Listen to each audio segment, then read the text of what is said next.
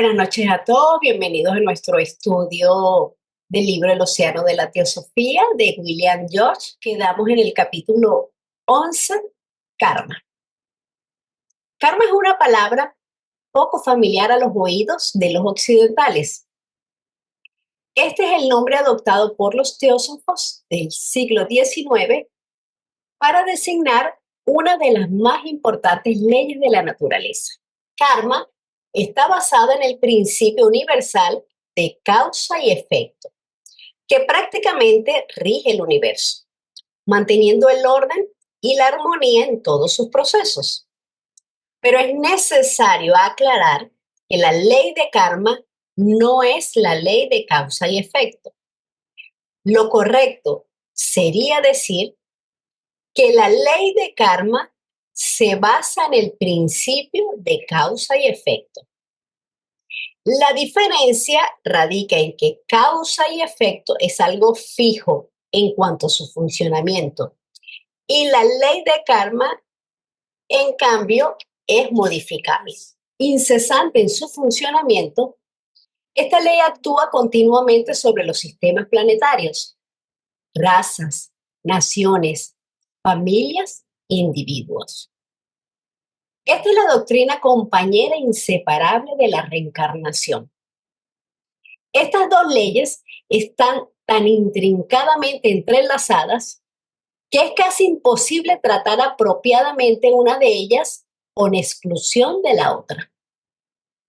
Ningún sitio ni ningún ser en el universo está exento de la acción de la ley de karma, sino que todos están bajo su influencia, castigados por los errores cometidos y, sin embargo, benéficamente dirigidos a través de la disciplina, del reposo y de la recompensa hacia las remotas cumbres de perfección. Es una ley de tan amplio alcance, abarcando simultáneamente nuestro ser material y moral, que solamente con la ayuda de abundantes interpretaciones y explicaciones puede uno transmitir su significado en nuestro propio idioma. Por esa razón, el término sánscrito karma fue adoptado para designarla. Todo está regido por karma. En la doctrina secreta, en el capítulo Evolución cíclica y karma, HPB nos dice que cada nuevo renacimiento del cosmos con K, o sea, de todo el universo, de un estado inactivo a otro de actividad, es obra del karma.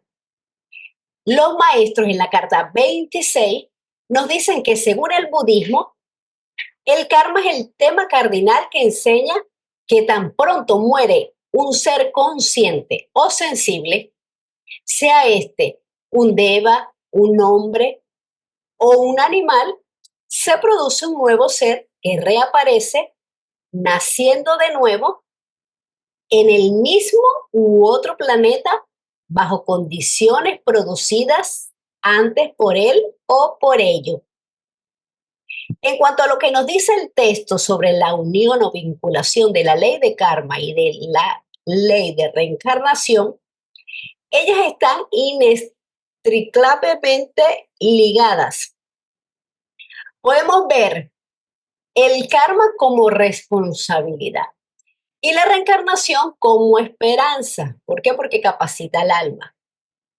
Y estos conceptos cobran sentido cuando concebimos al universo como un organismo único, compuesto por un vasto número de organismos menores, todos interconectados en una inmensa variedad de grados de conciencia y desarrollo, donde el hombre, por supuesto, es una parte activa de este proceso.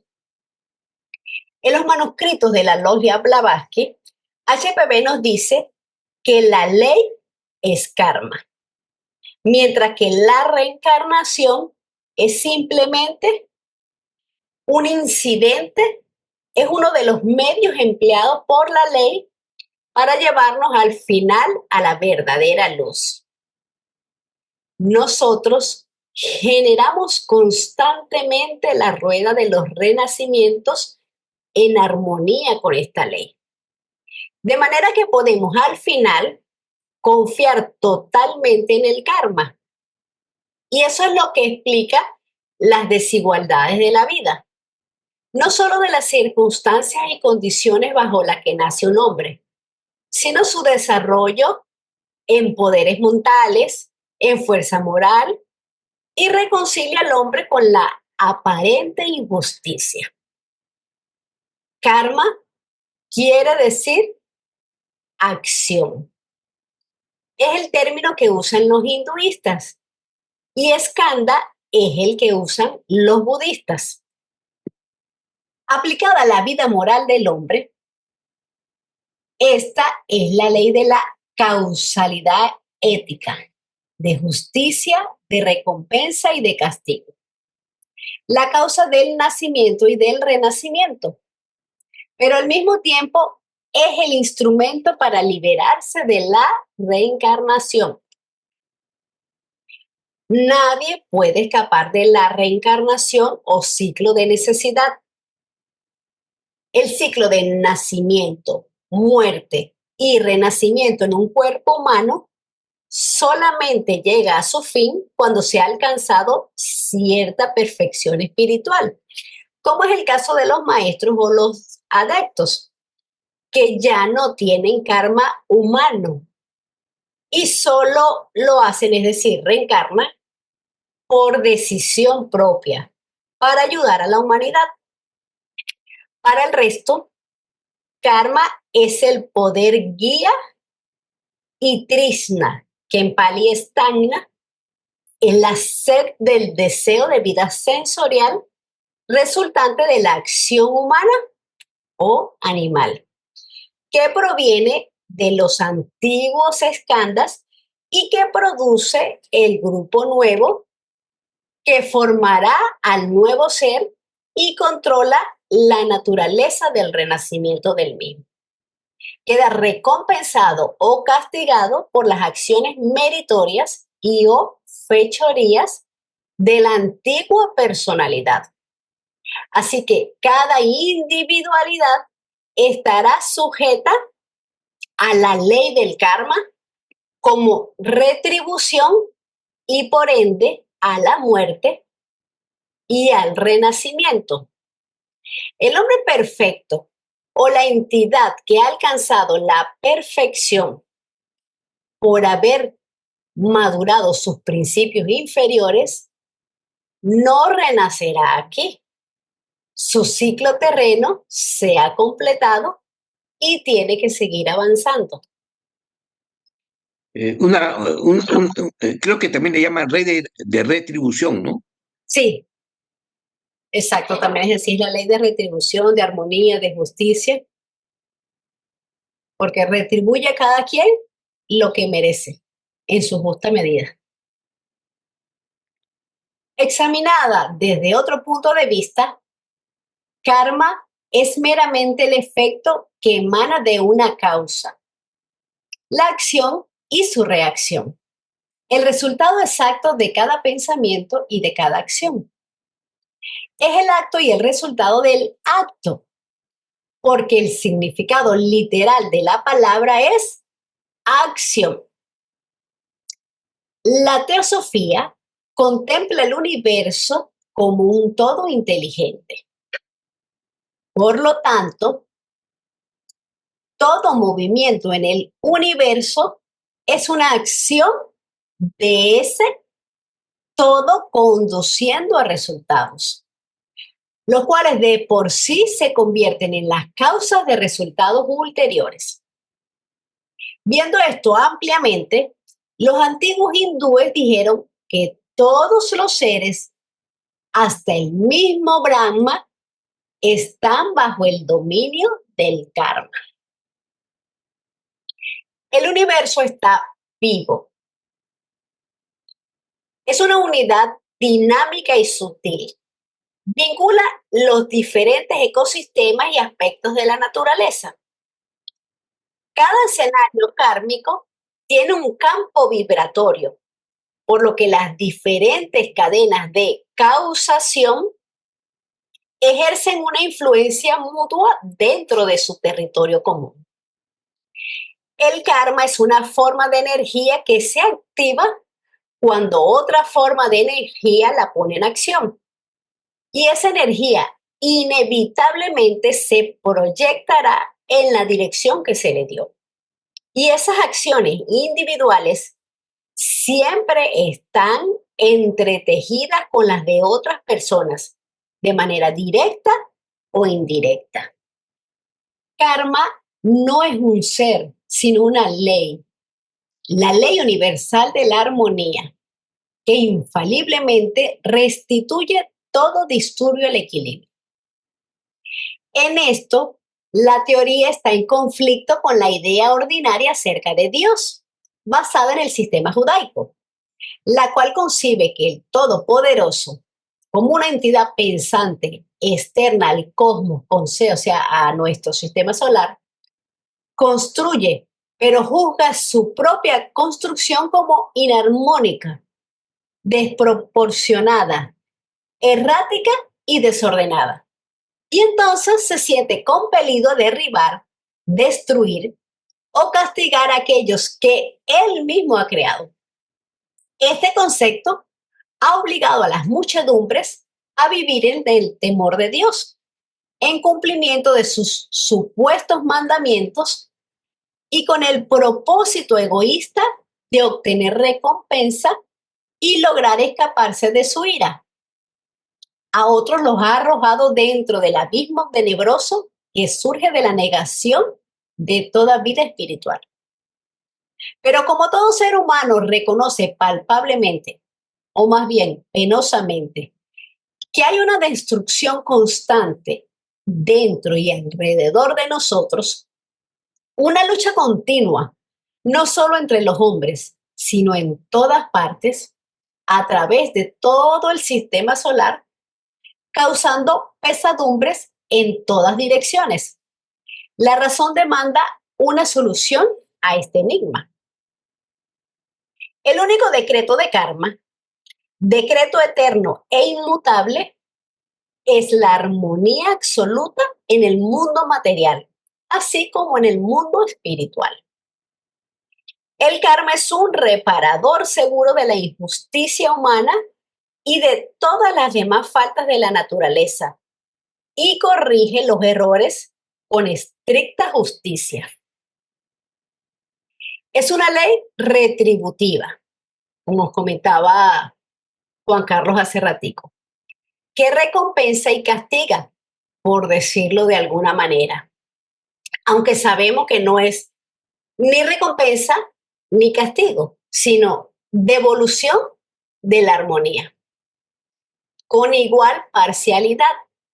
Y muy importante, nos dice HPB en la clave de la teosofía, que no se logra aplacar ni modificar por medio de la oración. Los pobres, quienes no encuentran refugio ni esperanza, imploran a gritos a un Dios que jamás responde. Y es así que la envidia surge dentro de ellos cuando observan el bienestar y las oportunidades de los ricos. Ellos ven a los ricos libertinos, a los adinerados sin tino que se diviertan y gozan impunemente.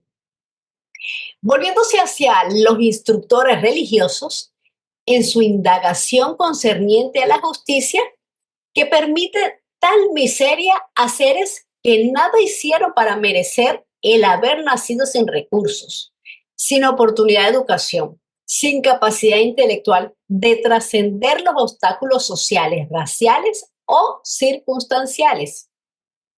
Ellos reciben la respuesta de que esa es la voluntad de Dios. Padres que engendran bien amados retoños cegados por la muerte en horas prematuras, justo en el mismo momento en que todo iba bien. Ellos tampoco reciben ninguna otra respuesta a la pregunta de ¿por qué me llega a mí esta aflicción? Sino la misma referencia ilógica a un Dios inaccesible, cuya arbitraria voluntad es la causa de sus sufrimientos. Y así en todas las circunstancias de la vida, la pérdida, la herida, la persecución, la carencia de oportunidades, las fuerzas mismas de la naturaleza destrozando la felicidad del hombre, la muerte, las vicisitudes y las desilusiones, continuamente asedian a los hombres buenos y malos a la vez. Pero en ninguna parte se encuentra una respuesta correcta o un alivio, excepto en la antigua verdad de que cada hombre es el creador y arquitecto de su propio destino, el único que pone en movimiento las causas de su propia felicidad y miseria. En una vida, él siembra y en la siguiente recoge su recompensa. Así pues, y por siempre, la ley del karma conduce y guía al hombre. El karma o nuestros antiguos actos son los que nos vuelven a traer a la vida terrestre. El karma es la impregnación de frecuencias a través de nuestros actos, emociones y pensamientos. Cada uno de ellos genera una consecuencia energética que se emitió de las experiencias vividas en una y o en muchas encarnaciones.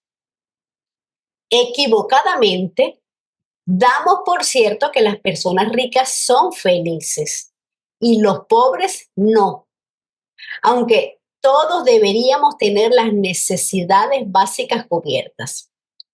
No se trata de acumular bienes materiales, que de esos no necesitamos mucho, pero sí los que le den dignidad a nuestra vida. Las apariencias pueden ser engañosas.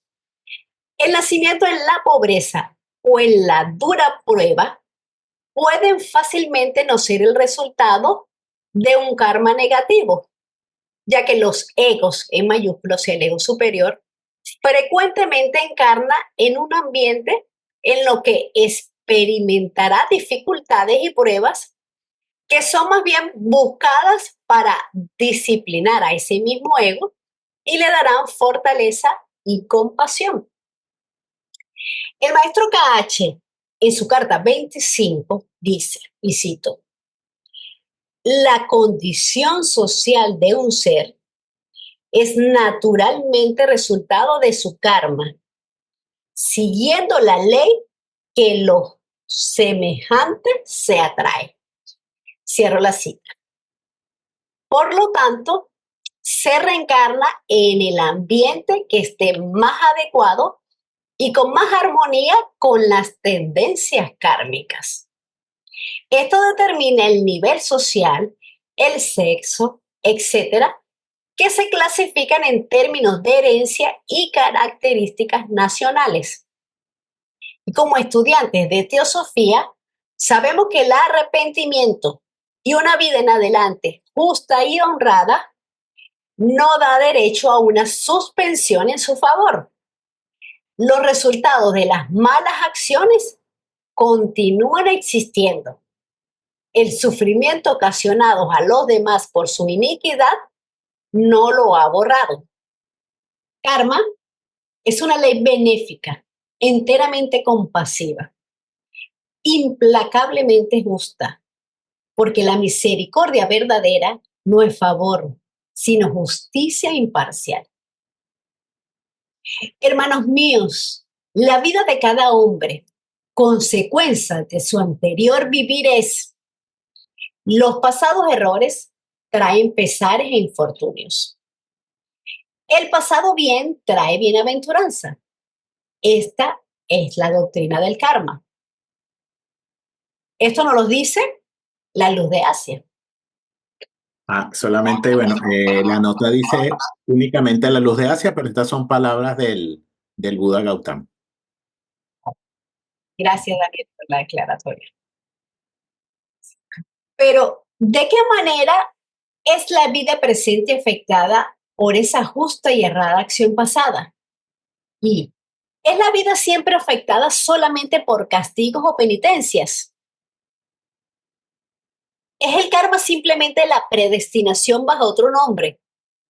Un destino previamente señalado y formulado, del cual no hay escape posible y el que por tanto pudiera hacernos descuidados de acción o pensamiento, ya que el destino no puede ser cambiado. Preguntas que nos hacen reflexionar. Karma da a cada cual exactamente lo que merece. Es impersonal. Da la exacta medida de lo que corresponde de acuerdo a la capacidad, conocimiento y sobre todo intención, que es el factor predominante en cuanto a los efectos que se puedan esperar, de acuerdo a los grados de transgresión. Toda causa y efecto están relacionados entre sí. Y además, el individuo que experimenta el efecto debe estar relacionado. El primer gran resultado de la acción kármica es la encarnación.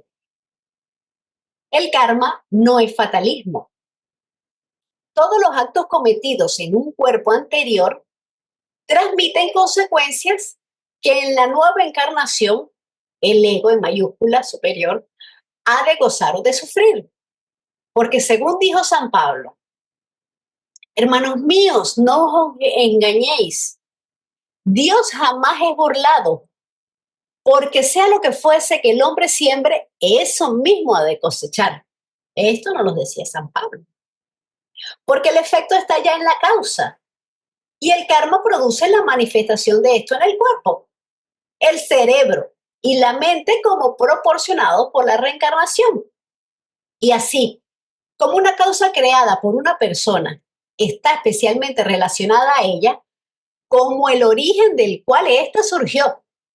De igual manera, cada cual experimenta los resultados de sus propias acciones. A veces nos parece recibir los efectos únicamente de las acciones de otros, pero esto es en realidad el resultado de nuestras propias acciones y pensamientos en la presente o en alguna vida previa. Siempre ejecutamos nuestras acciones en asociación con otros. Y esos actos, junto con sus pensamientos subyacentes, están siempre relacionados con otras personas, además de con nosotros mismos. Cada perturbación a la armonía parte de un punto dado, así que solo puede restablecerse el equilibrio y la armonía volviendo a converger hacia aquel mismo punto todas las fuerzas puestas en movimiento desde ese punto. Así que las consecuencias de los actos de un hombre, así como las emociones y pensamientos, deben reaccionar todas sobre él mismo con la misma fuerza con que le fueron puestas en acción. Las acciones individuales siempre están entretejidas con las de otras personas de manera directa o indirecta. Además, una ley oculta enseña que ningún hombre puede sobreponerse a sus defectos individuales sin elevar, por muy poco que sea, a toda la corporación de que es parte integrante. Porque la separación no existe en realidad. Ninguna cadena de causas y efectos puede aislarse a sí misma. Hay una influencia mutua. Hay una interna cohesión básica del universo, pero también hay autonomía de cada ser. Lo que siembra cada uno, eso mismo cosechará. Si uno tiene un pensamiento pero no ejecuta ese pensamiento, de todas maneras tiene un karma. Sí, causamos, ¿verdad, Carmen? En los tres planos. En el plano mental, a través del pensamiento, en el plano astral, a través de las emociones, y en el plano físico, a través de los actos. Se nos dice incluso que el karma de pensamiento es el más pesado o más fuerte, porque estamos creando unas fuerzas mentales. Más grave pensar que ejecutarlo. Sí, podría decirse o podría verse también de esa manera, porque de repente alguien que hace algo muy malévolo, no sé, asesinar a alguien, el solo hecho ya de tener el acto, por supuesto que tiene un karma, pero ya de pensarlo, incluso hay personas que de repente lo piensan y no lo ejecutan, pero igual están creando un karma porque lo pensó.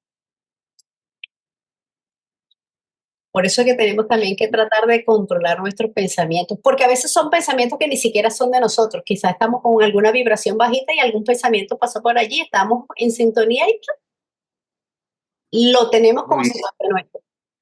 Y si nos influyó un cascarón y tenemos ese pensamiento, cargamos con ese karma. Cargamos con ese karma, exacto. Entonces, por eso es que hay que tratar de cuando nos vienen esos pensamientos malucos, esas emociones que no son de alta vibración, enseguida eh, transmutarlo, cambiarlo, pensar en algo bonito, cambiarlo, buscar la virtud que es contraria a ese pensamiento. Y eso va fomentando el crecimiento de esa misma virtud dentro de nosotros mismos. Y lo más importante dentro de todo, como comentábamos anteriormente, que cada pequeño cambio, por mínimo que sea, o cada superación personal que tengamos cada uno, vamos a ayudar a toda la humanidad porque estamos entrelazados. Entonces, el mínimo cambio que tengamos nosotros va a ayudar o va a impregnar de energía positiva a nuestro entorno. Gracias. A ti, Juan Carlos. Arturo y luego Daniel. Sí, Ajá. gracias, Carolina. Yo me quedo pensando que tanto el pensamiento como la acción, pues tienen una parte voluntaria. Sin embargo, el sentimiento, la emoción, yo diría que es involuntaria, es simplemente un efecto.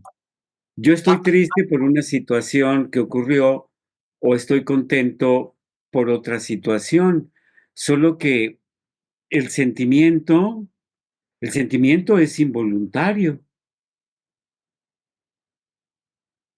Bueno, yo no lo veo tan así, porque el sentimiento, las emociones están guiados por nuestros escándalos y de ahí viene el me gusta o el no me gusta. Entonces, cuando tenemos algo que nos reconforta, nos da alegría.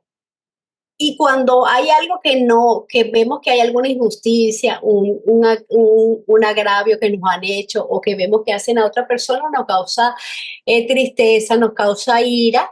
Entonces sí, quizá es algo que podemos controlar y que nos afecta. Y va a cambiar según nuestros escándalos y según el estado mental que nosotros tengamos en general y el estado mental que tengamos de repente en ese momento, porque de repente tenemos una circunstancia, pongamos un ejemplo, hay 2 o 3 personas y viven la misma circunstancia. Alguien está golpeando a otra persona, vamos a ser así extremos. Uno de repente se aflige, sufre por esa otra persona, trata de ayudarlo. Quizás la segunda persona se aflige, pero se quedó en shock, no hizo nada. Y quizás una tercera persona simplemente volteó hacia otro lado y para él no ha pasado nada. Simplemente continuó con su vida como que si no ha pasado nada. Entonces eso nos da a indicar los estados mentales o que sí están dirigidos por nosotros, están dirigidos por la mente. Por eso es importante controlar nuestros pensamientos porque al tener la mente equilibrada, otros vehículos se van a rendir hacia esa mente. Bien. Muy difícil, pero sí podemos hacerlo. Entonces, más o menos así lo entiendo yo. Y gracias, muchas gracias, Con gusto. Carolina. Gracias. A ti, Daniel. Bueno, buenas noches a todos. Bien interesantes las dos preguntas, la de Arturo y la de Juan Carlos, y difíciles, ¿no? Difíciles de de buscarle una explicación, ¿no? Pero yo voy a dar mi opinión. Voy a empezar primero con la de Arturo, que fue el último, en el caso de los sentimientos. Yo lo veo de la siguiente manera, ¿no? Los sentimientos podemos de repente dividirlo en dos partes, ¿no? Esos sentimientos, es mi forma de verlo. Los sentimientos que tiene un niño cuando es pequeño son puros y son naturales. ¿Por qué? Porque el niño de repente hasta cierta edad obra a través de lo que su cuerpo le dicta. Vamos a llamarlo que haya una mente, un alma, un ser, lo que sea, pero obra de una manera quizás hasta sin pensarlo. Ahí podríamos llamar esos sentimientos que son involuntarios, que no se pueden controlar, en el caso de un niño pequeño. Pero ya a medida que vamos creciendo, va avanzando la edad, los sentimientos se van condicionando.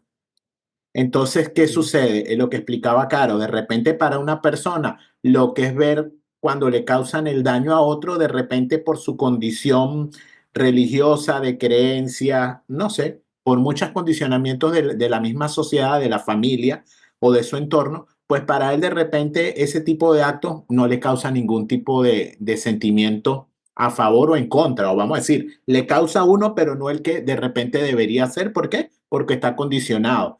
Entonces, yo pienso que sí, como dice Caro, es también el trabajo a que nos llaman este tipo de enseñanzas, a que tenemos que controlarlo, pero no controlarlo, decir, a reprimir un sentimiento, simplemente de ir acoplando todo este tipo de enseñanzas que nos están dando, vamos a decir, leyes morales, por decirlo de alguna manera, que a la vez son espirituales, incorporarlas a nuestro desarrollo, nuestra forma de pensar, abrir un poco la mente, ver las cosas de otra manera, para ir manejando también y condicionando quizás fuera del ámbito a que estamos acostumbrados a nuestros propios sentimientos.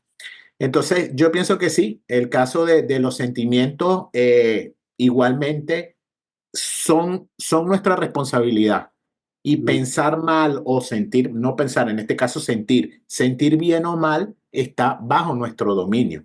Entonces ahí es donde tenemos que poner nuestro esfuerzo, nuestra voluntad para no dejarnos llevar quizás por lo que la sociedad indica, las masas nos llevan, las religiones, los dogmas, incluso hasta la misma, ¿cómo se llama? La misma educación, porque los sistemas educativos también nos condicionan a cómo el sistema esté dirigiéndolo, ¿no? Entonces, eso por un lado es mi opinión con respecto a eso, lo veo de esa manera. Y con lo que habló Juan Carlos también, a veces es difícil entender, ¿no? Como dijo Caro, que el pensamiento muchas veces es más delicado a la hora del karma que la acción. Uno dice, pero bueno, la acción se ejecutó. Pero ¿qué es lo que sucede? Una vez escuché a un hermano que lo explicó de esta manera y me pareció muy, muy pertinente para el caso, porque este tema se ha hablado, cuando se habla de karma, por lo general se toca, ¿no? ¿Qué es lo que sucede? Vamos a suponer una persona que tenga algún problema con otra. De repente todos los días piensa mal de él, piensa o le desea algo malo, quiere hacerle daño, quiere que le vaya mal. O sea, lo peor del mundo hacia esa persona con que tiene algún resentimiento, algún problema. Ok, todos los días está generando X cantidad de pensamientos no favorables, pero ¿cuántas llegan a acción? De repente nunca llega a tomar acción hacia la otra persona. Entonces, por eso a veces es lo que es el entendimiento que yo le doy a esa forma de explicar que los pensamientos son a veces mucho peor que la acción, porque todos los días estamos generando esa carga de malos pensamientos en un caso hipotético como ese, pero nunca llegan a formar, o sea, a desenvolverse en una acción, nunca llegan a la meta. Entonces, bueno, nunca hubo acción, pero entonces ya hubo karma de pensamiento. Y es lo que sucede. A veces es peor esos pensamientos que ejecutar algo o que nunca lo vamos a hacer. Gracias, Carlos. También tenemos que recordar que la mente, camas, en este caso con las emociones y los sentimientos y el mismo cuerpo físico, son vehículos que la naturaleza nos ha dado para eh, tener experiencias en este plano material. Cada uno de estos vehículos tiene su conciencia propia, o sea que ellos son independientes del ego superior, que es quien es como el jefe. Entonces, cada uno de estos vehículos quiere como hacer su voluntad. cada uno a su nivel. Y la mente es la más fuerte de todas. Entonces, el trabajo de nosotros como entidades superiores es que el ego tome el control de sus vehículos inferiores, que sea él el quien los dirija y no de una manera como nos estaba comentando Daniel, suprimiendo, porque lo que se suprime es violencia. Entonces no podemos atentar violentamente contra nada. Y lo que nosotros suprimimos va a explotar por algún lado. Entonces lo que hay que tratar de transmutarlos y así hacer que estos vehículos cada vez vibren en sintonía con vibraciones altas y no bajas. Entonces, a medida que nosotros vayamos haciendo ese trabajo basado en virtudes, pues estos vehículos van a vibrar solamente a sintonías o vibraciones altas y las bajas las van a ignorar. Pero es un trabajo que tenemos que hacer día a día, encarnación tras encarnación. Gracias. Continuamos. No hay acción alguna ejecutada que originalmente no tenga un pensamiento en su raíz, bien sea en el momento mismo de su ejecución o en el camino hacia ella. Estos pensamientos están alojados en esa parte del hombre que nosotros hemos denominado manas, la mente. Y allí permanecen como eslabones sutiles pero poderosos, con hilos magnéticos que entretejen todo sistema solar y a través de cuyos efectos son manifestados. La teoría avanzada en las páginas anteriores de que el sistema completo al cual este globo pertenece está viviente y consciente en cada plano celeste, aunque únicamente mostrando autoconciencia en el hombre. Entra en juego aquí para explicar cómo el pensamiento que genera la acción en esta vida puede causar resultados consecuentes en esta o en una próxima encarnación. Los maravillosos experimentos modernos del hipnotismo demuestran que la más ligera impresión, no importa que haya ocurrido en un pasado lejano en la historia de la persona, puede presentarse en su vida actual, comprobando así que las imágenes mentales jamás se pierden, sino que permanecen latentes. Tómese, por ejemplo, el caso de un niño que nace jorobado y muy corto de estatura, la cabeza sumida entre los hombros, los brazos largos y las piernas cortas. ¿Por qué es esto? Es su propio karma, la consecuencia de sus mismos pensamientos y acciones en una vida anterior. Él ultrajó, persiguió o en otras formas injurió a alguna persona contrahecha con tanta persistencia o violencia como para grabar en su propia mente inmortal la imagen deforme de su víctima. Porque en proporción a la intensidad de su pensamiento, será la intensidad y la profundidad de la imagen. Esto es exactamente similar a la exposición de la placa fotográfica sensibilizada, que según sea la exposición larga o corta, la impresión sobre la placa será intensa o débil. Así, este pensador y actor, el ego, al regresar al nacimiento, trae consigo esta imagen. Y si la familia a la cual él les ha traído al encarnar tiene tendencias físicas similares, la imagen mental induce al cuerpo astral, o al doble etérico, en vía de desarrollo morfológico, a tomar un aspecto deforme por osmosis electromagnética a través de la madre.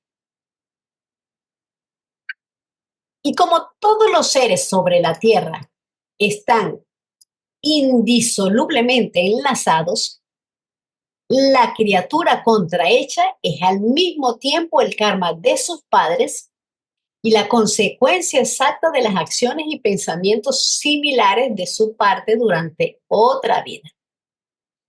Aquí tenemos pues una justicia tan precisa como ninguna otra teoría puede ofrecernos. Desde que el hombre tiene mente activa, a mediados de la tercera raza raíz en la Lemuria, ¿verdad? Tiene la capacidad de discernir o el libre albedrío. Y de allí la responsabilidad. Tenemos la facultad de proceder de acuerdo con nuestra voluntad. Esta voluntad es algo peligroso en almas jóvenes. Almas jóvenes quiere decir que no ha tenido muchas encarnaciones. Quienes sin suficiente desarrollo proceden torpe y desconsideradamente. El libre albedrío mal empleado traerá consecuencias dolorosas. El dolor resultante obliga al transgresor a reflexionar. La reflexión lleva al proceder correcto. Y el proceder correcto restaura la armonía, favoreciendo el avance de esa persona, de esa alma. Bueno, estamos trabajando el libro de un autor y pues la opinión de él es la que está expresada en estas líneas, ¿no? Yo realmente no concuerdo mucho con esta explicación que él y algunos otros autores dan con referencia al karma, donde lo ponen siempre como un castigo. Si nos vamos a la definición de la ley del karma, donde el karma nos dice que es la ley de ajuste, de equilibrio, ¿verdad? Que busca armonizar las cosas, se me hace un poco difícil en que el karma actúe de una manera de que vaya a perjudicar físicamente a un ser cuando no está logrando ningún equilibrio. O sea, una persona al mundo que viene con ciertos defectos fisiológicos, ¿verdad? Como es el caso que está planteando aquí, pues no está trayendo ningún equilibrio para su vida ni para su entorno. Entonces, yo entiendo, ¿verdad? Para la época, los conceptos quizás religiosos estaban todavía muy latentes en algunos autores por la época, el dogmatismo, X. Hay quizás muchos factores para su época, pero hay otros autores que no lo explican de esa manera. Incluso él se contradice un poquito al decir arriba, nos empieza como 2 o 3 párrafos antes diciéndonos que el karma no es fatalismo. Entonces, si el karma no es fatalista, imagínense una persona que nazca con todos estos defectos, ¿verdad? Para esa persona es lo más horrible de su vida. O sea, una persona que nace lisiada, toda su vida es un pesar. Entonces, es una contradicción que yo veo en este caso del autor y como digo, muchos autores lo manejan de esta manera. También se nos dice que el karma no ejecuta acciones de ojo por ojo. El karma no es una ley de ojo por ojo, como que yo pensé mal o yo le hice daño a una persona y en mi siguiente vida yo voy a tener o voy a sufrir del mismo mal que hice, ¿verdad? A otro, como hay otros autores que explican, y está por allí, una persona que dejó ciego a una persona en una vida anterior, en la siguiente vida nace ciego. Yo no lo veo de esa manera, hay autores que no lo explican de esa manera, porque nos estamos contradiciendo entonces de lo que el karma es, una ley de compasión, de armonía. Y entonces, ¿cómo va esa persona a armonizarse cuando tiene defectos?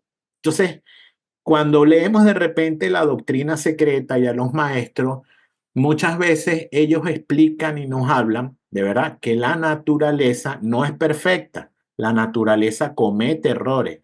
La naturaleza está en proceso de evolución y de perfección como todo en el universo. Nada es perfecto.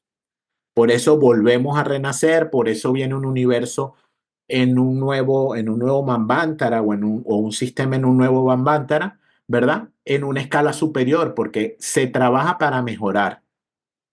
Entonces, ¿cómo podemos ver la ley del karma donde una persona que quizás estaba bien en una vida anterior, por un pensamiento simplemente va a venir en una condición mucho peor de la que debería venir físicamente? Entonces, Blavatsky y los maestros hablan y tocan este punto como errores de la naturaleza. O sea, una persona, y lo podemos ver como la ciencia hoy día lo explica, hay un error genético, una malformación genética congénita, y esa persona viene con algún defecto físico. Entonces, no se puede achacar en ese caso todo este tipo de cuestiones al karma. El karma actúa de una manera para que esa persona aprende el error quizás cometido en su vida anterior, pero no castigándolo de esa manera.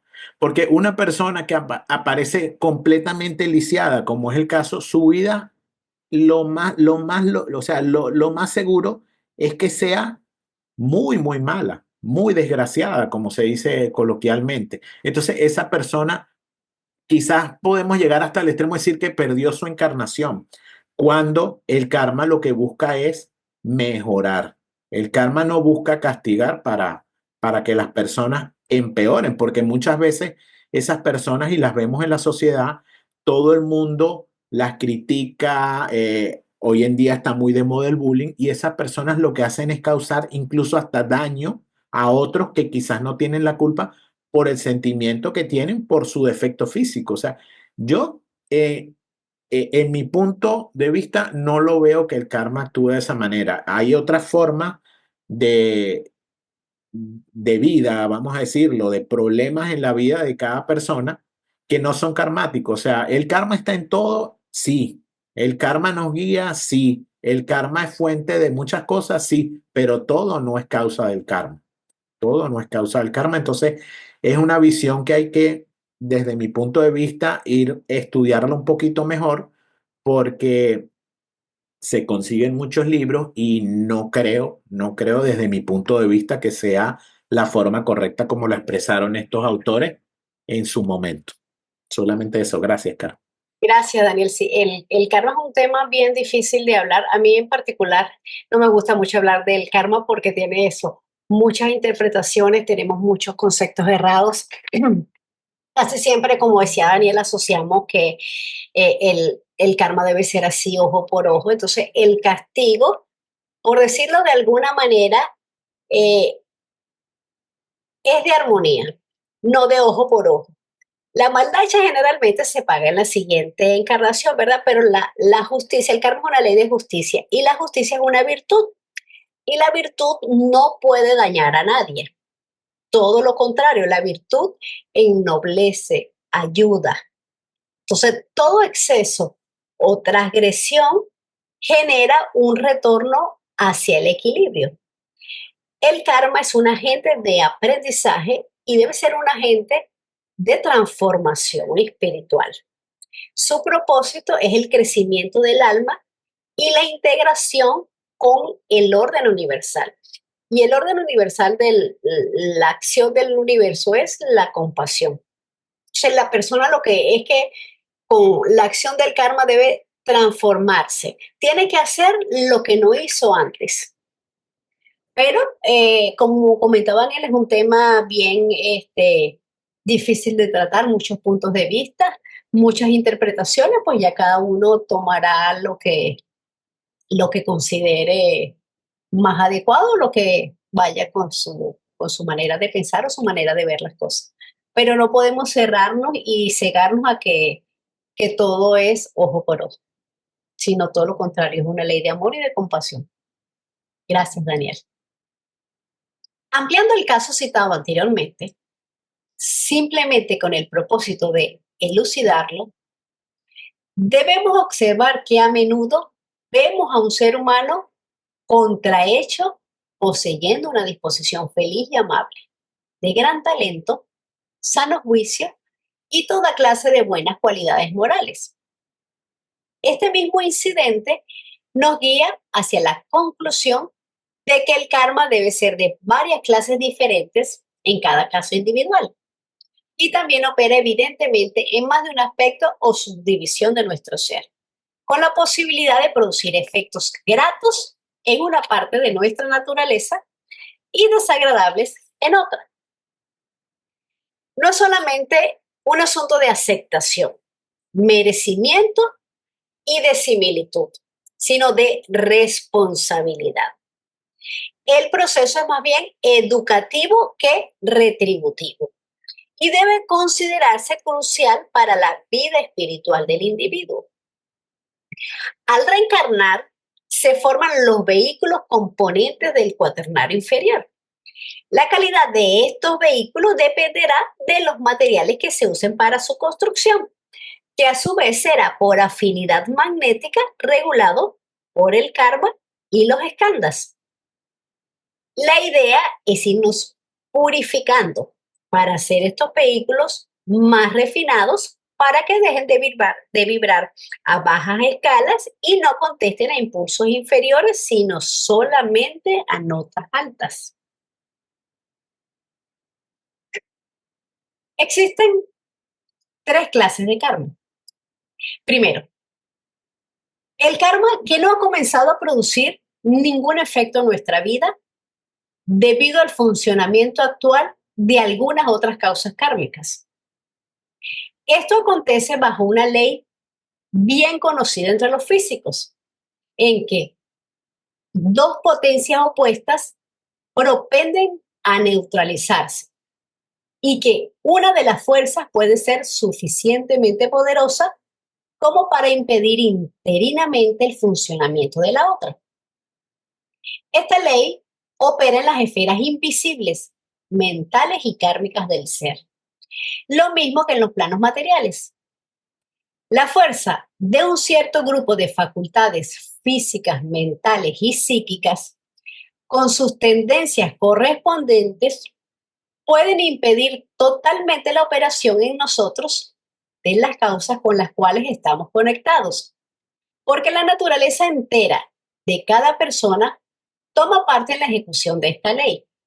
Así es que los débiles y los mediocres proveen un foco débil para el karma, y en ellos el resultado general del curso de una vida es limitado, aunque ellos pueden considerarlo como karma fuerte y pesado.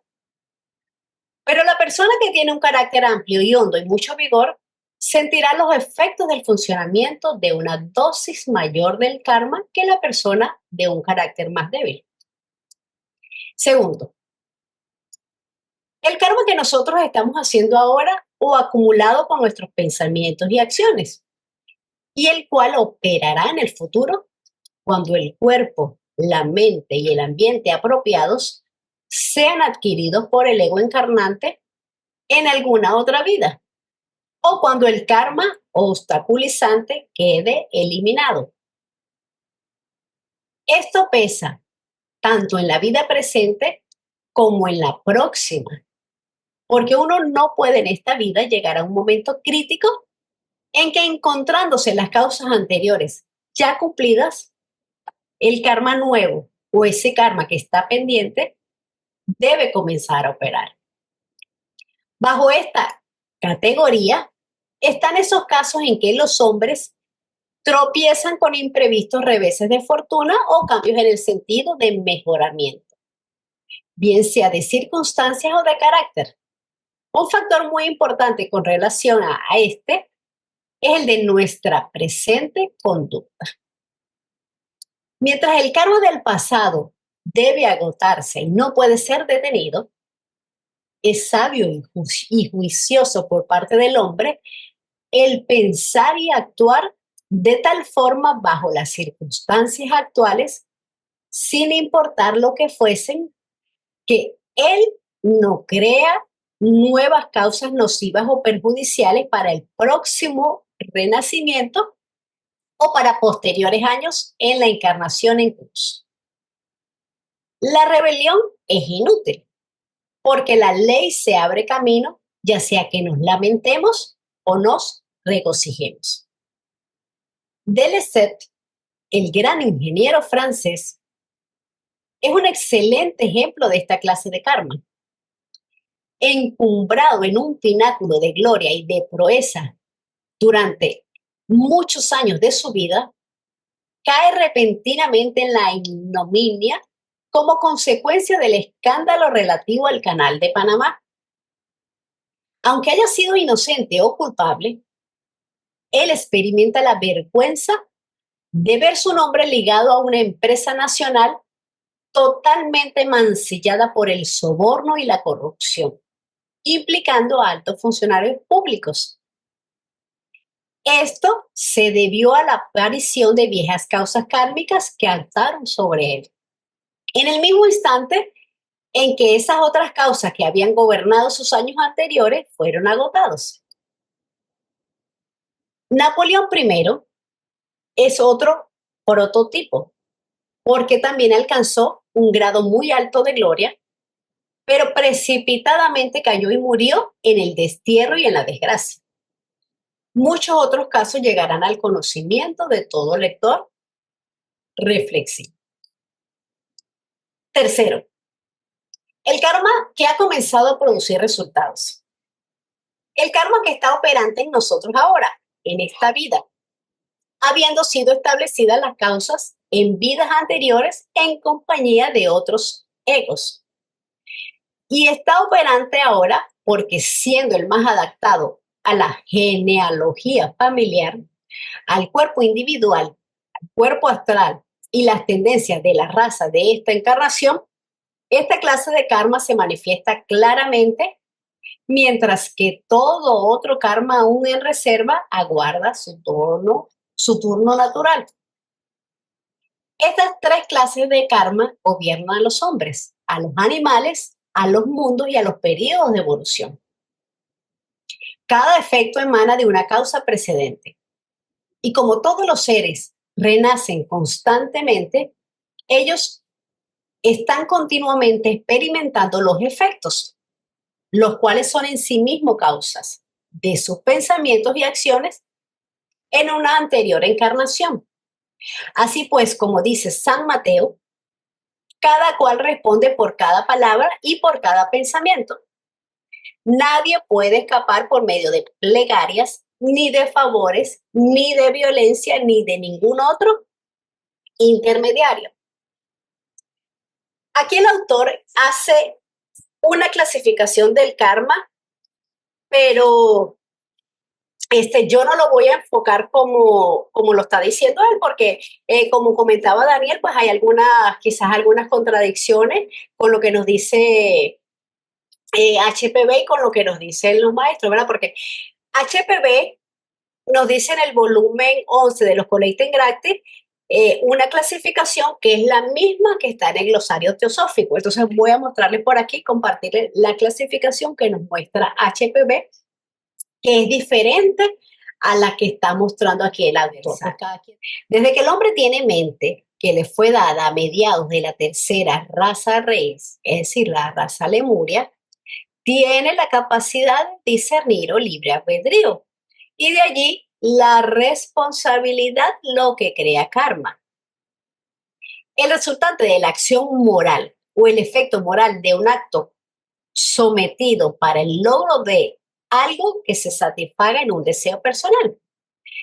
Como comentamos, hay varias divisiones del karma establecidas. Hay entre ellos karma individual, karma colectivo, positivo, de demérito,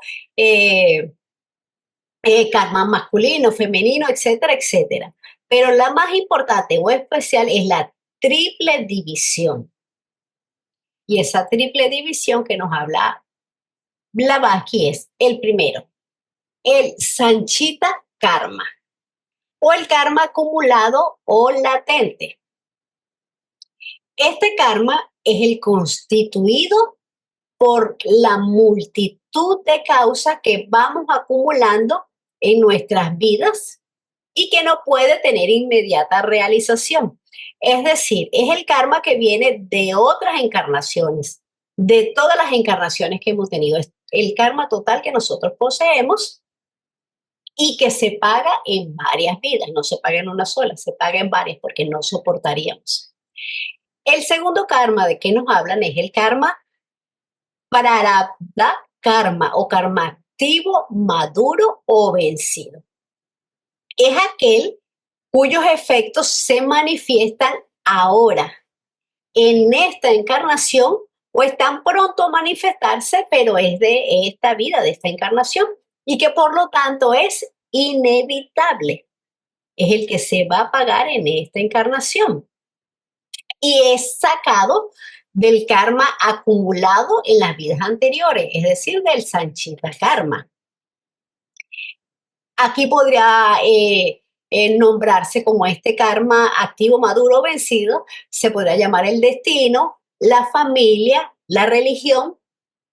Todo lo que necesitamos vivir incluye el Dharma que no cumplimos en anteriores encarnaciones, y este es el asignado y constituye nuestro carácter y las circunstancias que nos rodean en el presente.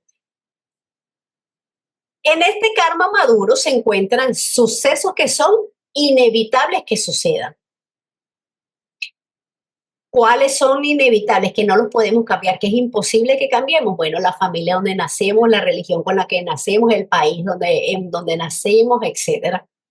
Pero también dentro de este karma activo hay un karma de carácter que se manifiesta como tendencias, que son el resultado de experiencias acumuladas y que son susceptibles a ser modificados por el mismo poder del ego, que es quien lo creó en el pasado. Por lo tanto, entonces este se divide en uno que es fijo y uno que es variable. ¿Qué quiere decir el fijo? No podemos hacer nada, es lo que funciona como destino. Y el variable son los escándalos o tendencias que tenemos por nuestra fuerza de voluntad o cuando el ego toma posesión verdadera de sus vehículos inferiores, pues él puede controlar y puede ver si alguna tendencia lo domina o no. Por eso se dice que es movible. Y el tercer y el último karma es el karma Kriyamana karma o el karma nuevo o en formación.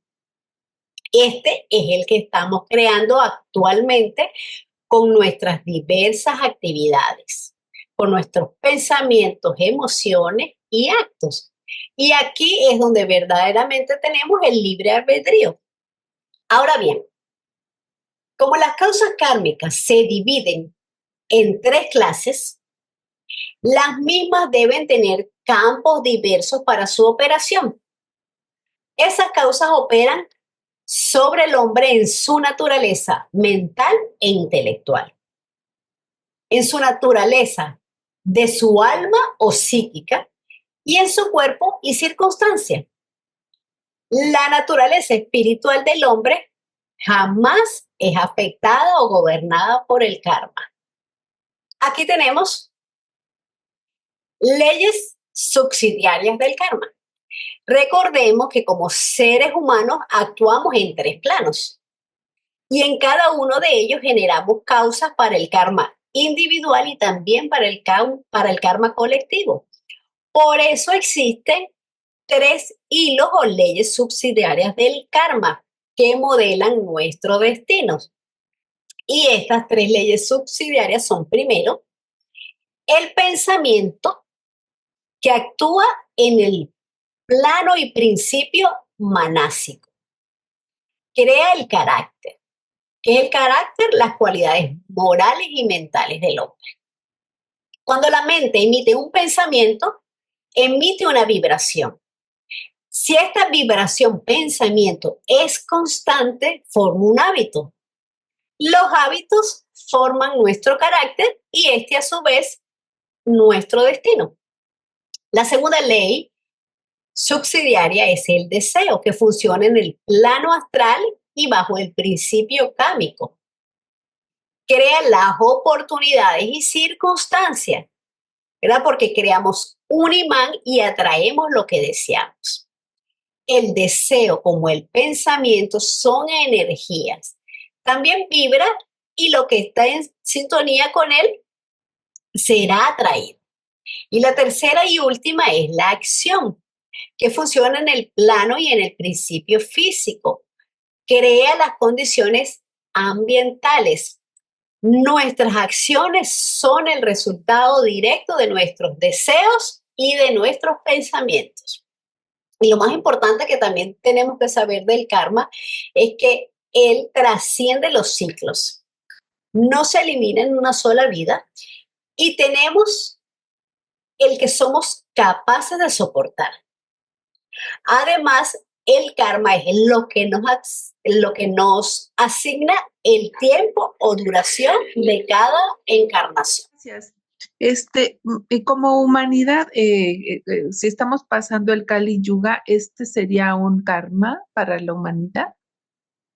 ¿Se podría interpretar así? Acuérdate que son ciclos, ¿verdad? Tenemos 4 eras, ¿verdad? La era de oro, la de plata, la de bronce y ahorita la de hierro, que es el Kali Yuga. Entonces no podemos verlo como un karma, es un ciclo. Es el ciclo que son etapas que van a venir.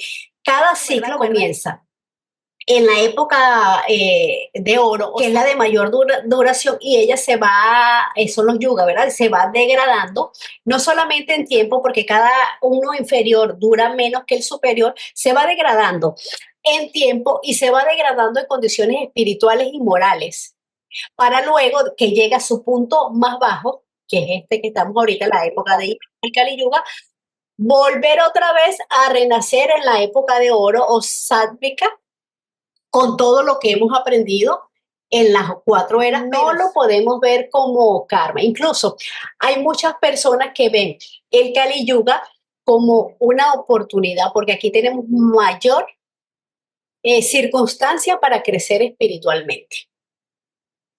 Entonces, es una oportunidad también que nos dice que haber reencarnado en Kali Yuga nos da esa oportunidad para poder quemar karma negativo o de demérito y poder tener mejores acciones para tener karmas positivos. Yo lo veo de esa manera también en el caso de la duración de esos yugas, ¿no? Y de esos ciclos. Realmente se dice que incluso eso, el problema del Kali Yuga, por ser el más corto, el de menos duración, es quizás el más pesado. Entonces los eventos ocurren mucho más rápido. O sea, cada yuga y cada ciclo tiene igual sus efectos kármicos porque cada humanidad en ese momento pues los va a generar y los va a ir creando. Pero yo lo veo de esa manera, que por ser el periodo más corto, el último, y ya quizás, vamos a decir, antes del renacimiento, porque cada ciclo, al siguiente hay un renacimiento, son 4 ciclos que se van a cumplir y va a comenzar otra vez la rueda nuevamente, pues tiene que llegar, como se nos dice, en el último ciclo a dejar todas las cuentas en cero para volver a comenzar. Entonces, ese es el problema que yo entiendo, en este caso el Kali Yuga, se dice que tiene tantas penurias, pero como dice Caro, hay que verlo desde el otro lado y es el momento para avanzar porque es el más corto y yo creo que la gente tiene que, ocurre en este caso, yo creo que el despertar y esa acción se aceleran por el término del mismo yuga. Entonces, no lo podemos ver nunca como karma. Cada ciclo tiene su nivel y su desarrollo en todas las funciones. En general es eso, son eras de evolución espiritual e intelectual de la humanidad, son etapas cíclicas de la vida, no solamente de la humanidad, sino del universo de todo eso. Carolina, hablaste de un karma fijo que sería, digamos, un karma que viene de otras vidas y un karma variable. ¿Ese karma variable es de qué? ¿De esta vida o es otro? Se trata sobre el segundo tipo de karma, que es el karma activo o maduro, ¿verdad? Ese karma tiene 2 modalidades. Uno que es fijo y uno que es variable. El karma fijo lo podemos entender como el país donde nacimos, ¿no? En las características físicas que tenemos. Si yo nací en Venezuela, eso no hay manera de cambiarlo. Ya yo nací en Venezuela, mi papá y mi mamá son los que kármicamente merezco o nos merecemos, etcétera, etcétera. Pero en ese mismo karma que me es adjudicado para esta encarnación, hay un tipo que es variable. ¿Cuál? De repente, X persona en su encarnación anterior era alcohólica. Entonces, en esta vida, en esta encarnación, sus escandas lo van a inducir a que sea alcohólico. Es una tendencia, no tiene que cumplir, porque si la persona tiene fuerza de voluntad, entonces no se vuelve alcohólica. Entonces, ese es uno de los que podemos cambiar. Pero es más o menos así, las tendencias que tú traes, pero lo que tú puedes cambiar. Otras que no, una persona que nació sin un brazo, no lo puede cambiar. Eso es ya como su destino, o sea, tiene que pasar porque es así, no hay manera de cambiarlo. Pero los otros que sí hay las tendencias que nosotros primero tenemos que identificarlas. Cuando las identificamos, podemos trabajar en ellas, buscar lo contrario que sería una virtud para mejorar. Ese es el que podemos cambiar. En ese tenemos una partecita de libre albedrío. No es mucha, pero sí tenemos. Gracias. Lo más importante también, que jamás se nos va a dar más karma del que podamos soportar. Por eso es de muchas vidas y tenemos que tratar de irnos con menos karma negativo del que llegamos. Hay muchas personas que se llevan más karma negativo del que trajeron, entonces se dice que perdieron la encarnación. Me quedé pensando en una de las líneas finales que presentaste, que dice: la naturaleza espiritual del hombre jamás es afectada o gobernada por el karma. Ay, oigan, yo ahí, la verdad, lo dejo como guardadito para irlo asimilando, para irlo digiriendo. Y de una manera análoga, ya en mis pensamientos, yo diría que hay tres hermanitas: la naturaleza, la realidad y la vida, según yo. Como que ahí van. Y dependiendo de sus caminos, se presenta la conciencia, y ya en terrenos materiales donde estamos, la congruencia. Hoy es jueves, hoy no es domingo. Y si alguien me dice que hoy es domingo, pues no es congruente. De tal forma que la congruencia, la conciencia, que ya en otro terreno habría que identificar el inconsciente. O sea, el inconsciente es, no me doy cuenta de lo que me doy cuenta, pero ahí está. Y está relacionado con el astral o con lo que ocurre cuando dormimos. Y yo diría que es algo parecido a lo que va a ocurrir cuando desencarnemos. Iremos a tener conciencia en Kamaloka o en Devachan. Pues yo diría que depende de los estudios que estamos realizando en este instante, porque aquí en esta vida material somos causa y Devachan es efecto. Hasta aquí, Carolina, queridos hermanos, dejo mi comentario y repito, la naturaleza espiritual del hombre jamás es afectada o gobernada por el karma. Yo me quedo meditándolo. Si hay algo adicional, encantado en escucharlos. Gracias, Carolina. Gracias a ti, Arturo. Bueno, sí, es como una oración bien fuerte que hay que contemplarla, a ver qué nos dice nuestro estado mental acerca de esto. Yo lo interpreto como que el verdadero ser que soy no se va a ver afectado por el karma de demérito que yo tenga en alguna encarnación o en varias, porque mi ser supremo, mi yo superior, es puro, es bueno, es amor y es compasión. Por allí más o menos lo interpreto. Y cuando comentabas con la naturaleza, realidad y vida, la naturaleza es esa esencia que realmente nosotros somos, ¿verdad? Somos ese atma, ese rayo de la seidad.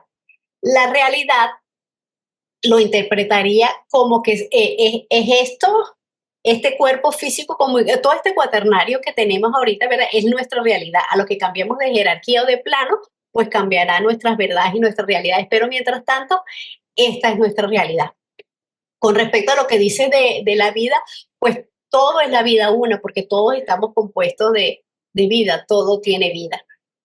Y lo que hablabas también de lo de que es la congruencia, pues creo que es súper importante porque no solamente es leer libros, es hacer este tipo de estudios, sino que tenemos que activar esta parte mental y entonces lo que pensamos, actuar en función de eso. Porque a veces pensamos de alguna manera, pero por presiones sociales o por condicionamientos, entonces nos inclinamos a hacer una cosa con lo que no nos dice nuestro ser interno. Entonces no estamos siendo congruentes. Así que me parece súper acertado lo que dijiste. En cuanto a lo de la inconsciencia, de lo que estamos haciendo o obteniendo conocimiento, yo lo relacionaría con la reminiscencia del alma. Que entonces esa intuición que tenemos, eso es lo que nos impulsa a hacer algo de manera inconsciente, pero porque es un recuerdo del alma. En cuanto a lo de la conciencia, después de la muerte, que pasa la muerte del cuerpo físico, quedamos en una inconsciencia. Luego, antes de pasar al cama loca, recobramos la conciencia. Si somos conscientes o no, va a estar, depende de nuestras acciones, emociones y todo el karma que hayamos acumulado cuando estábamos vivos, cuando teníamos acciones, como bien lo dijiste, cuando creábamos causas. Ya después que el cuerpo físico no existe, que muere, que sus elementos van a la tierra de donde provienen, y no solamente los de eso, sino todos los del cuaternario inferior. Entonces estamos en el mundo de los efectos, donde ya nada podemos hacer, simplemente sufrir esos efectos o gozarlos. Esta realimentación a mis palabras me dejan alimentado en el estudio que necesitamos realizar, y te agradezco mucho todas tus palabras, muy puntualmente la realimentación, porque yo acá de latoso toqué como 7 temas, así como de un jalón, y cada uno de ellos me siento muy contento de haberte escuchado. Aquí dejo mi palabra. Gracias. Gracias a ti y a todos los que hacen pues vivo este estudio. Sí, lo que yo quería decir es prácticamente alguien que manifiesta la conciencia es el único que puede pagar karma, porque digamos, la conciencia, digamos, es el único que puede discernir entre lo real de lo irreal, ¿no? Entonces, bajo ese contexto, digamos, la gran mayoría estamos sometidos a la ignorancia, ¿no? De nuestro cuaternario inferior, ¿no? Entonces, la pregunta va en el, ¿qué tendríamos que hacer para que ese karma, digamos, instantáneo que estamos ejecutando, digamos, sea mínimo, ¿no? Y no, digamos, perdamos la encarnación, ¿no? A través de la ignorancia, ¿no? Pues con el conocimiento, porque a través que nosotros tenemos estudios serios de corrientes filosóficas, como lo puede ser la Sociedad Teosófica, nos informamos, ¿verdad? No solamente sobre los procesos que tenemos durante toda nuestra vida, sino que nos dan pautas, porque ya existen muchos códigos morales, ¿verdad? Que ya nos han dado. Nos los dio el Maestro Jesús, el señor Buda, Siddhartha Gautama, y todos nos han dado códigos morales, ¿verdad? Pero nosotros tenemos que tratar de aplicarlos a nuestra vida, tratando de ser cada día mejores personas, empezando por nosotros mismos, tener buenas acciones, hacer el bien por el bien mismo, sin esperar nada a cambio. Trabajar cada uno de nosotros y luego tratar de expandir esa vibración de amor, de compasión, de virtudes a los que están cercanos a nosotros. Y si cada uno hace eso, este mundo llegaría a ser mejor y cada día ir en función a ese plan divino que es el amor, que es la compasión, que es la compasión. Pero cada uno tiene que hacer su papel. Entonces tenemos que dejar el egoísmo, tenemos que tener conocimiento, porque el conocimiento nos saca de la ignorancia y la ignorancia nos vuelve miedosos y el miedo nos hace ser egoístas. Cuando entendamos que somos uno solo y que todos estamos entrelazados y que lo que beneficia a uno nos va a beneficiar a todos, pues vamos a avanzar como humanidad. Así lo entiendo yo, Enrique. Gracias. Me parece bien interesante la pregunta que se hace Enrique, ¿no? Y hay muchas respuestas, ¿no? Y muchas aristas, porque una sola filosofía no nos va a dar la respuesta quizás a lo que tenemos que hacer, ¿no? Nos dan ciertas líneas y bueno, por eso Blavatsky y los maestros nos incitan a no estudiar un solo tipo de filosofía, porque cada una tiene una visión diferente, aunque quizás el camino es el mismo, porque hay muchos caminos, pero un solo sendero, nos dice la enseñanza, ¿no? Eh, Cada una nos brinda, esas filosofías nos brindan quizás una visión diferente de los diferentes caminos, pero al final nos van a llevar todo a lo mismo. Pero que el estudio es necesario, claro que sí, porque nos va a librar un poco de la ignorancia y borrar esas creencias que nos hemos o que traemos de la educación familiar, social, cultural. Traemos ciertas creencias que, pues, cuando empezamos a discernir de todos estos estudios, pues nos damos cuenta que estaban equivocadas, ¿no? Y que quizás no nos van a llevar nunca a un camino espiritual, como dice aquí, ¿no? Al desarrollo de esa naturaleza espiritual. Las creencias en las que hemos nacido, pues, pongo mi caso, pues no buscaban que desarrollara mi alma espiritual ni que entendiera que era un alma espiritual, ¿no? Entonces, bueno, por ahí ese primer discernimiento, pero después viene lo que nos dicen otros autores y otros hermanos, ¿no? Que lo que debemos hacer es empezar a aplicar las virtudes, el estudio de las virtudes, una que trabajemos en una vida, pues nos va a ayudar a elevar un poquito ese desarrollo porque esa puesta en práctica de virtudes, que son reglas, se llaman virtudes, son reglas de sentido común, yo llamo sentido común. Muchas son cosas tan sencillas que cualquiera lo puede entender, pero a veces no se las explican y la gente cree que está actuando bien y realmente no. Pero eso nos va a cambiar naturalmente los escándalos, que es lo más importante que tenemos que entender dentro de estas enseñanzas, que es lo que tenemos que trabajar, porque si no hacemos el esfuerzo de trabajar en una vida esas tendencias que todos tenemos, buenas o malas, porque no solo son tendencias negativas los escándalos, están también las buenas, ¿verdad? Si no tratamos de observarnos y cambiar esas tendencias, pues la siguiente encarnación van a estar igualmente latentes y van a ser las que van a aflorar. Este tipo de trabajo hay que llevarlo poco a poco porque creo que hay que ir con paso firme, como muchas personas lo dicen en diferentes ámbitos, pero es una realidad. Mira, Carolina, el conocimiento por sí mismo no tiene ningún valor. Mira lo que dice Krishnamurti, dice, todas las verdades que se repiten se vuelven mentira. O sea, Krishnamurti habla de una verdad, digamos, que se realice en el fuero interno, ¿no? O sea, si nosotros hablamos de la conciencia, tenemos que manifestar la conciencia. Si hablamos de Atma, tenemos que manifestar Atma, ¿no? Si no, seríamos unos hipócritas, pues, ¿no? Hablamos de cosas que no conocemos en primera instancia, ¿no?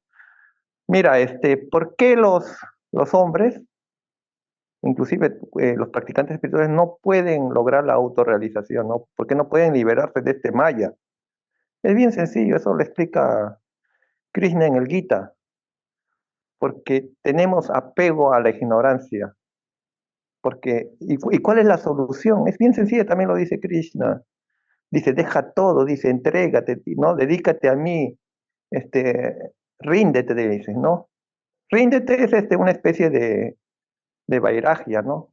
Que dejemos lo ilusorio, ¿no? O sea, el problema radica en el yoga maya, o sea, en este maya que es muy poderoso, ¿no? Tiene dos fuerzas muy poderosas, el Avarana Shakti y el Vikshepa Shakti, ¿no? O sea, lo que vemos no es la realidad, vemos un sueño de Brahman, ¿no? Y en Avarana Shakti vemos la refulgencia de Brahman, pero bajo un velo de ignorancia, ¿no? Entonces, pero el Gita ya da una propuesta. La propuesta es que nos mantengamos en el Satvaguna, ¿no? O sea, en la tolerancia, en la ayuda. Eso es lo más cercano a todos los seres que estamos en ignorancia, ¿no? O sea, puedes saber todos los sutras, eso lo dice el Vivekachudamani, no puedes repetir 1000 nombres, 1000 veces el nombre de Brahman, puedes hacer 1000 pranayamas, pero si no logras manifestar ese Atma, no has avanzado nada en el sendero, ¿no? La mente es, digamos, es lo destructor de lo real. Mientras que esa mente no esté iluminada por Buddhi, pues ahorita, digamos, nuestra vida no tiene ningún fruto. Ya eso lo está, inclusive en la Biblia, ¿no? Habla de los frutos, ¿no? Del espíritu, de la conciencia. Muchas veces el falso yo toma el lugar de la conciencia, ¿no? Se autoafirma, Fíjate que en todo momento el actor es la conciencia. La personalidad nunca es el actor, porque siempre, digamos, el Atma va a ser el que va a definir todo, ¿no? O sea, el mismo Atma va a decir qué entidad se va a liberar y cuál no, ¿no?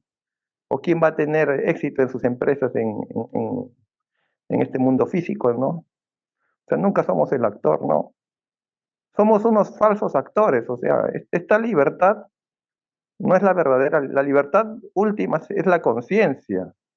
Es que eso no lo entiende, pues. O sea, mira, en el Vivekachudamani habla de 4 reglas que tiene que tener el discípulo para lograr la liberación.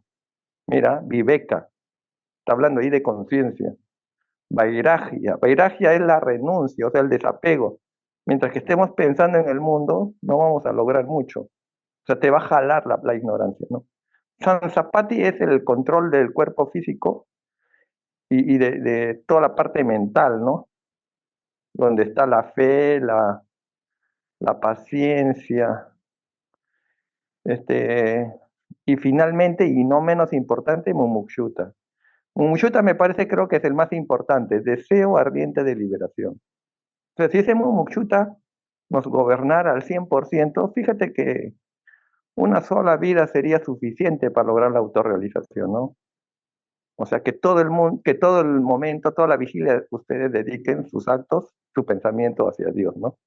Y hacia la liberación. Sí, eso quería decir. Gracias, Enrique. Pues sí, el acumular conocimiento intelectual no nos va a liberarse, solamente queda ahí, porque la intelectualidad es un peldaño para hacernos cada día más sabios, ¿verdad? Pero tenemos que aplicar ese conocimiento en nuestra vida diaria, ¿verdad? Porque si solamente acumulamos conocimiento y no lo ponemos en práctica o no lo contemplamos, no lo vemos realmente lo que es, queda solo allí. Como dices, puedes repetir el Bhagavad Gita para arriba, para abajo, la doctrina secreta la puedes repetir para arriba y para abajo, pero ¿qué haces si no lo vives? Si tú no estás creando virtudes en tu día a día. Entonces, ese conocimiento, por supuesto que es importante, porque ese conocimiento nos va a sacar de la ignorancia. La ignorancia nos va a llevar al miedo, nos va a llevar al miedo, nos va a llevar al apego, porque cuando ignoramos que nosotros no somos este cuerpo físico, sino que somos algo más, entonces le tenemos miedo a la muerte. Pero no pasa nada. A lo que nosotros sabemos, los procesos post-morte, por citar alguno, entonces ya perdemos ese miedo. ¿Por qué? Porque nacemos y morimos y vamos a volver a venir, y lo hemos hecho 1000 veces, en enorme cantidad de veces, que no lo recordamos nosotros como personalidad, pero el alma sí lo recuerda y sí lo sabe. El alma tiene todo el conocimiento, pero tiene que redescubrirse. Y en una cosa sí difiero. Creo que no, una sola vida no es suficiente para lograr la autorrealización, porque es un proceso evolutivo de aprendizaje y de reconocimiento y de ir soltando y purificando ese cuaternario inferior para ir accesando a niveles más altos de sutilidad en planos superiores. Y creo que no es tan fácil, es un trabajo difícil. Lo importante es comenzar y dar el primer paso. Gracias. Respeto, bueno, todo lo que nos acaba de compartir el hermano Enrique, y bueno, es la forma de verlo, quizás de un tipo de filosofía, ¿no? O sea, en teosofía lo vemos con otros ojos, de otra manera diferente. De por sí, fíjese que los maestros nos dicen, por poner solo un ejemplo, el maestro Kutumi dice que le tomó 15 años entender la doctrina de los ciclos. O sea, nos está diciendo lo importante del estudio para un iniciado, para un adepto. Entonces no podemos dejar de lado el estudio, lógicamente, el estudio llevado a la práctica, pero no a la práctica de la acción, a la práctica de interiorizar el estudio, de descubrir ese estudio, qué es lo que tiene que ver con el verdadero ser que nosotros somos. No con lo externo, en eso estamos de acuerdo, es con lo interno. Todas estas enseñanzas, aunque ya no las muestran de una manera exotérica, son todas enseñanzas esotéricas. Esotéricas no porque estén ocultas o porque estén veladas, sino que son enseñanzas para redescubrir ese ser interno que nosotros realmente somos. Ese de que dice ahí de que el alma espiritual jamás es afectada por el karma, porque nosotros lo que somos es Buddhi, somos un espíritu, somos un alma espiritual, no somos un ser, y en eso estamos de acuerdo, como muchas filosofías lo tratan y lo dicen. Pero ¿qué literatura o qué maestro nos dice cuál es la forma de alcanzar la liberación? Ninguno. Esa es la búsqueda personal. Eso es lo que el estudio nos va a llevar. Y viene otra cosa que tampoco, y también en eso sí difiero mucho, y Carolina ya lo dijo, el caso de una sola vida para alcanzar la liberación. Ningún maestro lo ha alcanzado en una sola vida. Existe esotérica y exotéricamente sus historias y ninguno lo ha alcanzado. Y como si eso fuera así y si los libros tuvieran la verdad absoluta para alcanzar la liberación, ¿por qué hay tan pocos iluminados y por qué hay tan pocos personas que se han liberado dentro de esos grandes estudiosos? Todos dicen que van a volver y todos han vuelto. Fuera de que vuelven como salvadores, como nirmanakayas, como personas que vienen a ayudar porque renuncian a su liberación. Pero ¿por qué en esas culturas que estudian tanto estos libros, por qué hay tan pocos iluminados? ¿Por qué hay tan pocas personas que han alcanzado la liberación? Si fuera así, si la verdad estuviese allí y la comprendieran, pues esas grandes poblaciones tuvieran santos por todos lados. Y no es la realidad, porque la voz del silencio y los maestros no nos llaman a liberarnos, nos llaman a renunciar, no a liberarnos, no a irnos al nirvana, volver a ayudar a todos los que vienen detrás de nosotros. A eso nos llama la teosofía, a eso nos llaman los maestros. Mira, en el Yoga Sutra, Patanjali recomienda dos cosas, digamos, para avanzar en el sendero, ¿no? Abhyasa, que significa,